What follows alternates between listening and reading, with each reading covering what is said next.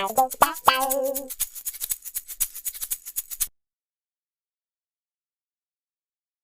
quiet. How's everybody? Gosh. Better now you're here. So the reason why we've called you here today is we want to show you how these three circles can impact your financial. I'd also like to announce we're expecting. A lot of people think there's a rivalry, but no, we are having a baby. Child, it was difficult at first, but yes. Guys, 30 minutes. If I show We were this, joking. You stop. No last questions. Please respect your one colleagues, and off you go. Okay. Kicking off, I guess, with the most obvious and easy question, how does it feel, I mean, particularly for you to be back here at MCM Comic Con? It's to borrow London. That was brilliant, isn't it? Yeah. No, it's literally one of my favorite cities. In fact, I was with some friends recently, and they said, if you had all the money in the world, where would you have your three houses? Where would it be? And the first one was mine would be like London. I'm not sure where. I'd have to look around at some neighborhoods, but no, it's literally one of my favorite cities. As some of you probably know, I'm a massive Premier League fan. No one team do I follow because I'm not from here, so don't get into that. But yeah, it feels great. It's kindest, best fans are just, just hopefully they'll invite me back again next year. For me, it's been 8 years since the first time I was here, and I remember before when you had to take the DLR from Tower Gateway, and this was in the middle of nowhere. There was nowhere, nothing to do. And we once missed the last train. It was about 11 o'clock at night, and we couldn't get back into town. And we ended up taking a bus as far east as we could go, and it put us in the dodgiest part of London ever. And even a cabbie popped by, and he was like, "Get in the cab!" And like 3 white people walking around this dodgy part of town. It's like, "Don't ever come back here again." He was a West Ham fan, as are most cabbies. It was a great time to be here, and Brian Cooney puts on a great show, and the fact that he brought us back. Roger Craig Smith and I came back in 2013, I think it was, when we were doing Arkham Origins, but we were only here for maybe an hour and we were gone. So to be able to spend some more time here has been great, and the fans have been awesome. It's been really cool to be able to sit, and yesterday was mad. Just there was a great queue of people, and it's always just kind of reassuring and affirming when you realize that the things that you've been a part of that you think are just sometimes just a job, even though you care about it, you don't realize how much impact you've had. So to be able to see that firsthand is kind of the best perk of the job, is just for someone to go, this really meant something to me. Especially in other continents. Yeah. And I think we have we're very lucky because a couple of our bigger titles have been PlayStation exclusives, and PlayStation's got such a great foothold in the UK. Rest of the world. The rest of the world, and the U.S. and the U.S. Sure. No, but I mean, it's been special. And again, we were talking about this last night at dinner. Like Brian Cooney and his team this place is just efficient. Yeah. You are brought in on time. Everybody, you just know where you. And for something this large, that's pretty spectacular. And he's out there in the front lines, just walking around making. He jumped behind the camera for a little while. We were doing photo ops and stuff. I was like, I can do everything. He was taking the pictures. It was amazing. Who else? You've done a lot of Marvel and DC. Is there any one that you'd like to voice that you haven't yet, and why? Catwoman. I think I could give it a go. Yeah. I don't know. We've been pretty lucky. Like the fact that you got Deadpool is there. I don't think there's ever been someone more perfectly cast. And I even think that what Ryan Reynolds did was kind of loosely based on Nolan North. He said it, not me. Ryan Reynolds actually said it. No, I don't know. I think there's. I've been surprised at the fact that there was no bigger surprise that I was able to do the Joker. So I don't know where you go from there, because that's pretty much. Oh, I haven't done the Joker. You haven't done. I did. I did Atomic Joker. Did you? Yeah. A Tomahawk Joker? Atomic Joker in Injustice? What was it? Oh God, no, I can't remember. And you're taping it. The Lego Batman? No, it was another one. It was like it might have been an Infinite Crisis. One of those. That's what it was. Yeah, and it was just, so I got to have that little bit, but I mean, it was just his head carried in a jar, and I actually took a jar did the Tattershaw trick, and I put the jar, and into it. I was talking into it. Come on now, and it was kind of like a. It's not bad. I don't know, but it was better. Oh, it's okay. Okay. At what point on working on Uncharted 4 did you both realise that you would be playing against each other and that you were both working on the same project in sort of major roles? Did you find out first, or did I find out first? I don't know. We think- weren't together. I think I found out first. I don't know. I mean, there was a shuffle in the management at the time, and it was just then they said this was, and when Neil Druckmann came to me and he said this is the plan. It was a difficult time right there. It's a little bit. And then when I found out he would be there, it was like, okay, well, there's somebody I know. Yeah, no, but there was somebody I had familiarity with, somebody who I'm friends with, and it was like we could, I knew that we could, move on and do something. And we had people were like, oh, you're finally in a game together, and we had done a few of them. Tons. So we had a good rapport. So it was going to be, we knew that you probably found out first, I'm guessing, and then I remember. but it was right. I probably found out the next day.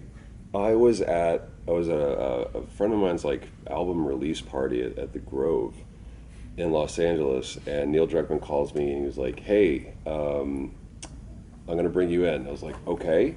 He goes, "I want you to play. I want you to be in Uncharted 4." I was like, "Yes, I get to be a red shirt that Nate Drake kills." And he goes, We could only hope. I know. Dare to dream. And he was like, "I want you to play his brother." And I went, "Ha! Don't tease, dude. If this is you just pulling a fast one on me, if you're joking, it's like that's cruel. That's just really, really cruel." Because he knew what a big fan of the franchise I was, and he did, and it was really cool because as an actor, every role has a challenge, and for this, it was like, okay, how do I? He's a few years older than me. How do I play his older brother? So as an actor, you got to kind of go, okay. But I look so much younger. Way younger. But to be able to find the way to map that and make it grounded and feel real was cool, and it's something that Nolan and I and Neil and I kind of worked out together, and I think it worked really, really well.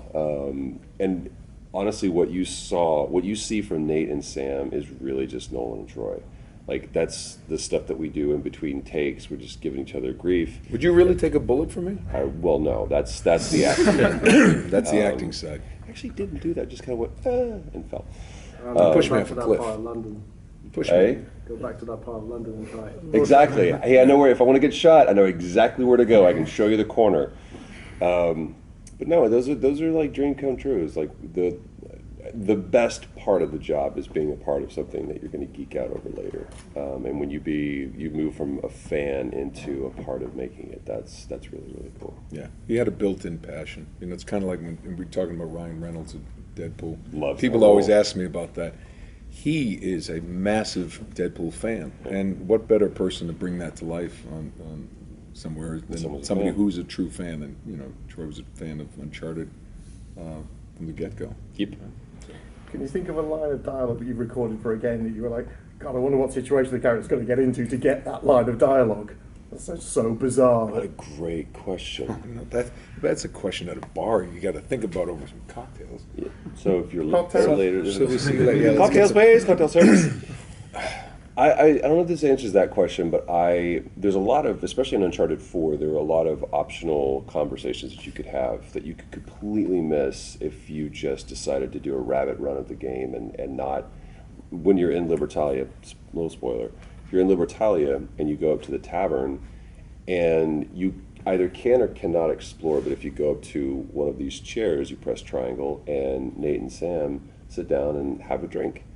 And that's one of my favorite moments in the game. It's one of my favorite lines in the game. He's like, God, I "Did you ever forgot think?" about that. Yeah, we sat and did it 5 different ways. And he said, "Would you?" I don't even remember what we talked about because it was completely ad-libbed. We must have completely ad-libbed those conversations. Yeah, right? the one that we landed on, the one that ended up in the game was when it said, "If you ever think about how differently your life would have been if you had been given different choices," and Sam says, Oh, "No, yeah, that's right. I like the cards we've been dealt. I like this. I wouldn't change the fact that we were orphans, that we grew up, that I had to leave you, that you grew up, being raised by Sully." Yeah. It's just this really cool way to kind of summate the entire series and the entire relationship between these two people. and a completely optional conversation.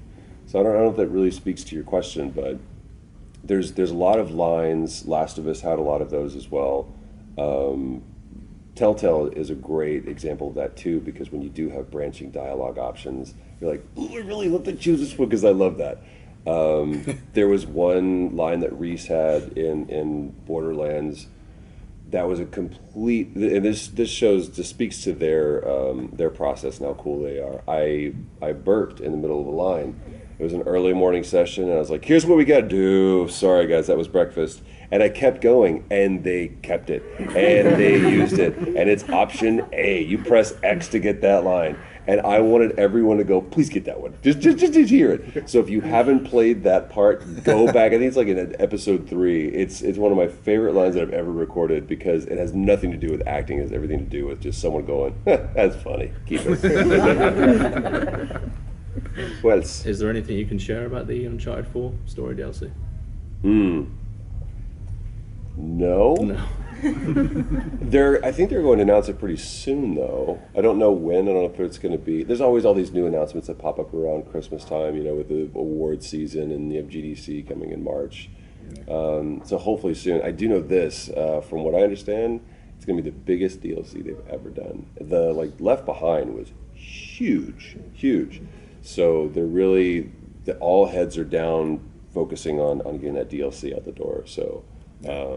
Hopefully soon, fingers crossed. I have no idea. I don't know if I'm in it, I don't know if you're in it, I don't know what's going on. Nothing. They call us last. Hey? If you could choose the narrative direction of it, what would you guys choose? What would you want to see? Wow.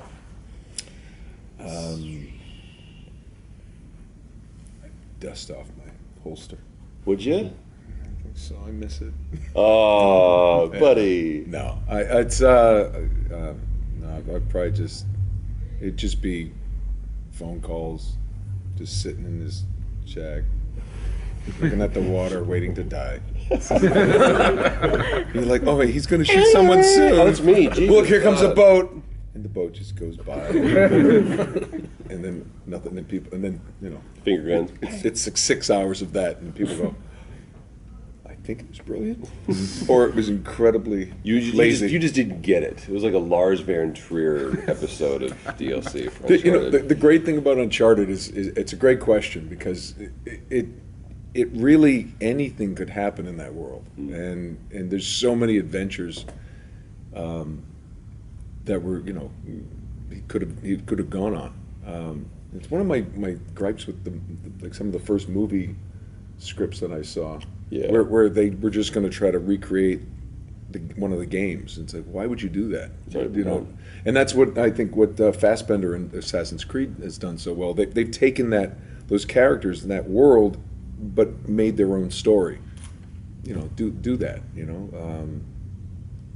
So I mean, the options are endless. I mean, that question I could go on forever. I'll say this. I'm glad that we're not in charge of it because every idea that I come up with It's terrible. is terrible. Like I'd be like, oh, it'd be so awesome. Spoiler again for them to go off on adventures with the Drake daughter.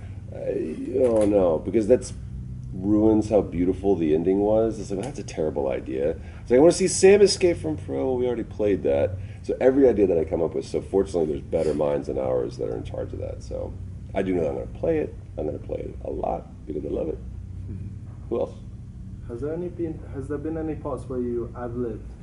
Oh God, dude, talk to this guy. You kidding me? I Kitty got can't wet. read. Ad-lib moments. I can't read, so they basically just say, "This is what's happening. Go." I'm like, "Yeah, crap." People are like, "Brilliant." Yeah. No, You can't teach that. You can't. Well, I've said this before. The only way to ad lib is if you have a good story, good structure. Ad libs are the branches of a tree, but if you don't have the trunk, you got nothing. I have been into sessions of other games where they say, "We know you're just so great at ad libbing, so just whatever you want to do." I'm like, "What? Context? Where are we? What are we doing?" No, just freewheel. You want me to write for you? I got it. Okay. But what? It's like, well, he likes guns. I mean, it's literally, so you have nothing. You have to have something. You have to have a structure, and good ad lib comes after you've done the stuff that's on the page. And Uncharted's always had good writing. We just, you do that, and then, he may have an idea, or he may say something. I'll say something that sparks him to do something, or any of the other actors. Probably one of the more famous ad lib longer moments was the end of Uncharted 2. When we had something written, and it was good, and then I think it was Amy Hennig just said, Emily, you and Nolan, we hand in hand, just walk over here. This is where the edge of the cliff is. Whatever you want. And we started walking, and she started that whole thing on a scale of 1 to 10. How scared were you? 4. It was nothing planned, and we did it once, and that's the end. That everything on that was just this one take, just Nolan and Emily talking, and that was pretty cool because people talk about that. I've seen it on YouTube, and it's just that cool moment. And I got to give her credit. She went on there. She's like, "I have your tears in a jar." It's like, what are you talking about? But it was so real because it was real, and that's good acting. So one of my favorites from Uncharted 2 was, "It's a shame you have to sit on something so pretty." Usually call me up for this. I was like, that was not written. That was completely ad lib. Sounded like it was I actually used that back in my single days. That was a pickup line. I just sit there. Damn, so that is so fine. It's a shame you have to sit on it. And she's like, "Oh, stop." And if the girl went, piss off, and then I'm like, she wasn't worth it. But she laughed. I'm like, she could be a good one. I think I used it on my wife. I should, because it's fantastic, hon. Like art. Have you ever received presents from fans? Yesterday I got, because my birthday's Monday, so you can drop all your gifts off. Yeah, I at some point I must have just said how it's nice to get Graham McTavish, who's Uncharted and other things, Hobbit, Preacher, sure, Outlander, whatever, Creed. We could go a while. He every time I see him, he's always has little bits of British chocolate. He's a Briton, but he's like, "Oh, British chocolate milk is much better." And I mentioned that somewhere in something, and somebody brought me British chocolate yesterday. You have to be careful what you say you like. Travis Willingham one time, they're like, "What do you like to drink?" He was like, "Gentleman Jack." And so every convention he went to after that, people would come up like fifths of Jack, and they're like, "Drink it."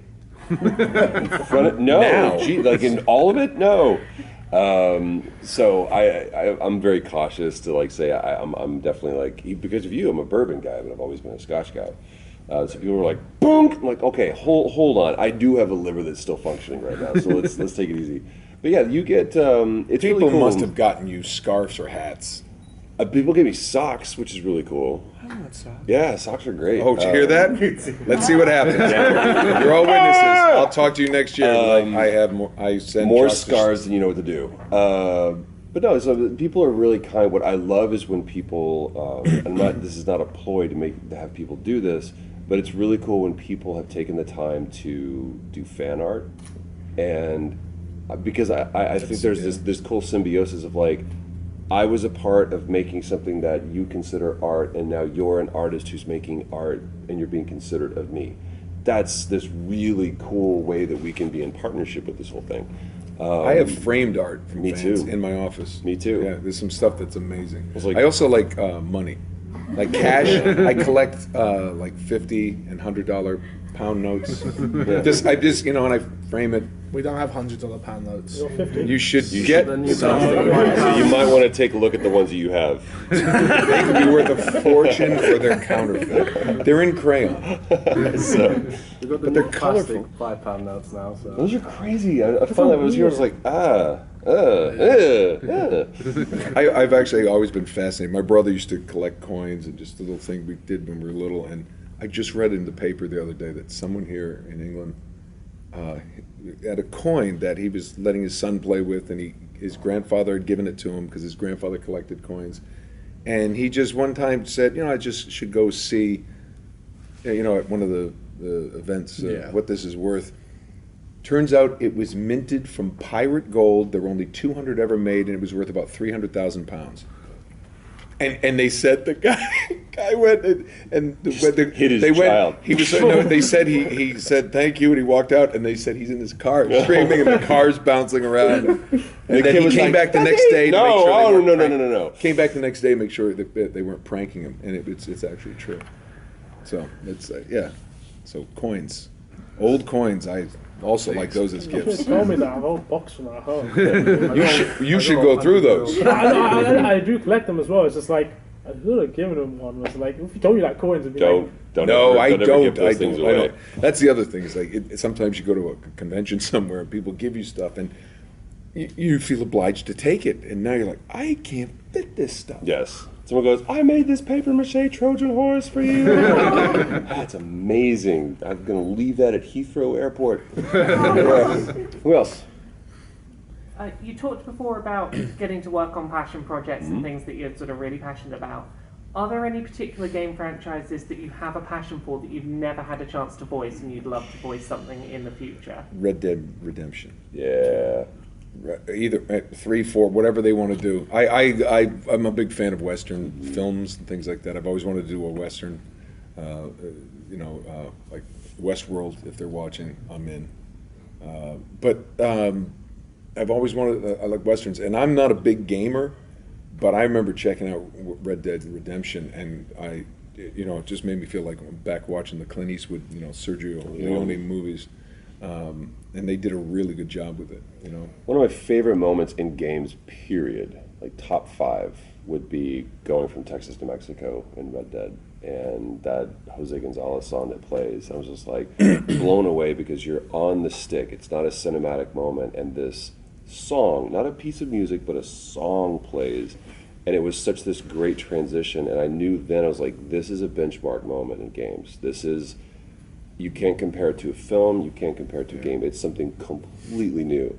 And Red Dead, there's 2 games that I would just spend time in the world if I didn't have anything else to do. I would just jump in there, and Red Dead was one of them. Shadow of Mordor was the other one, because it's just fun to just hop around that world and just kill orcs.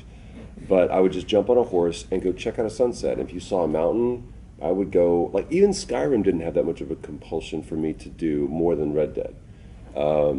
The teaser trailer was exactly that. It's just a teaser. I was like, the world looks gorgeous. I want to know more about the story. I want to know, are we looking at John's son? Are we looking at what's happening? Or is this a completely different story? So yeah, Red Dead is definitely one that I wanted to be a part of. GTA was, apparently people pointed out to me that there's a place called Troy Bakery or something in GTA, and I was like, really?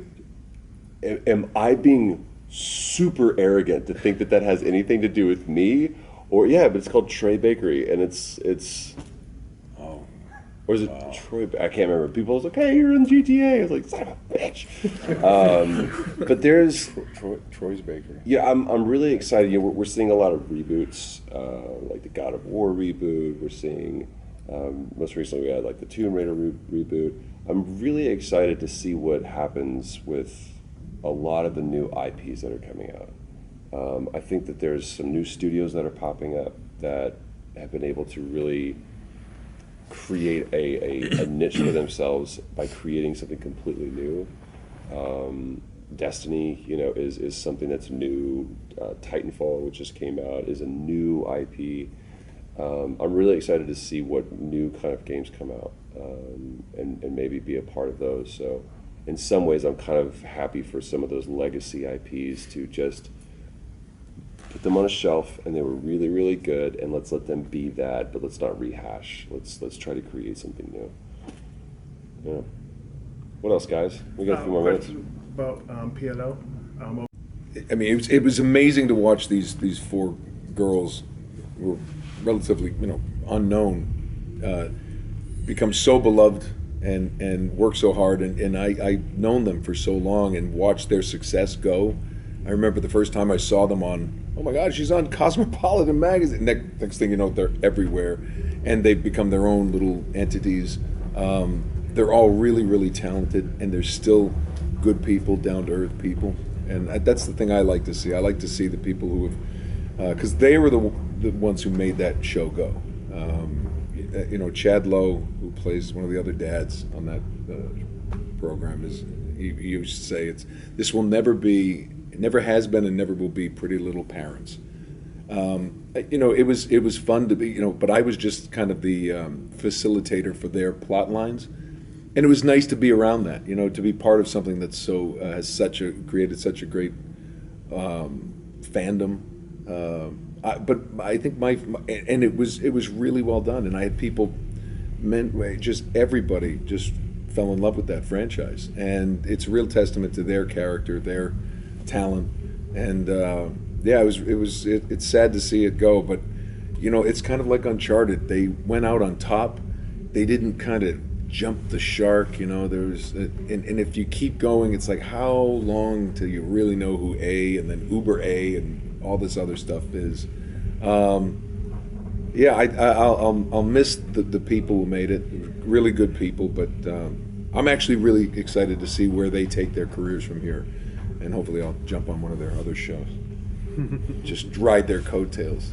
Does anyone know where Jump the Shark came from? The etymology of that? Yeah. Happy Days. Happy Days. Yeah, well done. A lot of people are like, I just thought it's just a bad thing to do. It is a bad thing, especially if you were an '80s show about the show in the '50s and someone jumps a shark, literally. Good time for a couple more?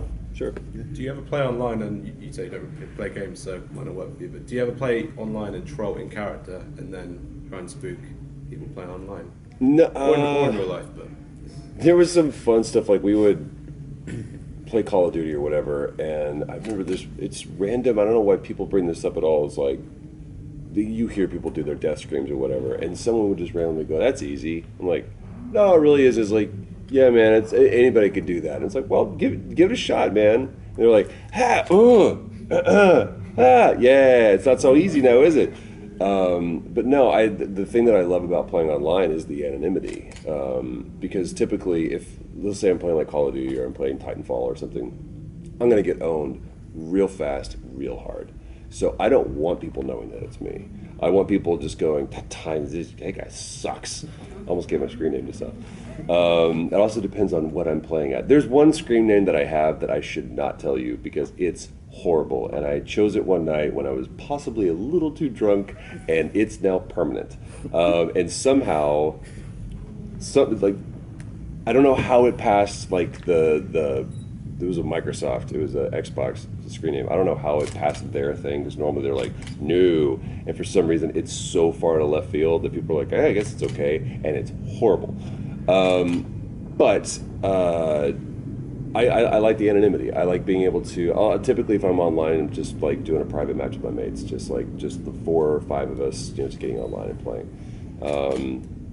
But it is always kind of fun to hear people talking about, whether it be online or in person or whatever, just kind of talking about their experience with the game and how much people really endear themselves to their characters. And I think that's one of the things that sets games apart from just a movie or even a show. Because we'll spend 4 or 5 seasons with a character, but we're still observing it. It's something completely different when you're actually that character and you feel like you have gone through all of these missions, but you've lived this life as this person. So that's the thing I like most about games. Yeah, and for me, the closest I can come is when my son, especially, is playing Destiny. I'll just sit down on the couch next to him, and he's talking to his friends. I'm like, "You shouldn't go in there, Guardian. No, go down to the left." And he's like, and I hear his friends going, where's your ghost talking to you? It's my dad. And you're like, your dad? And the other kids go, your dad's a ghost? It's like, yeah, that's so cool. Like that. I like that. That's hi. And what's your name? I like the build. And they're like, I'm Jerry. And he's like, Dad, can you just go? So that's the microphone he's covering. But your dad is a ghost? Yeah, it's weird. Don't ask questions. Yeah, so it's like we're getting so I troll my own son in person. Your mother wants you for dinner. Could you press pause? That's what I do. Unfortunately, it's round table. All right, guys, thank you for spending time with us today. Appreciate it. End of the round table.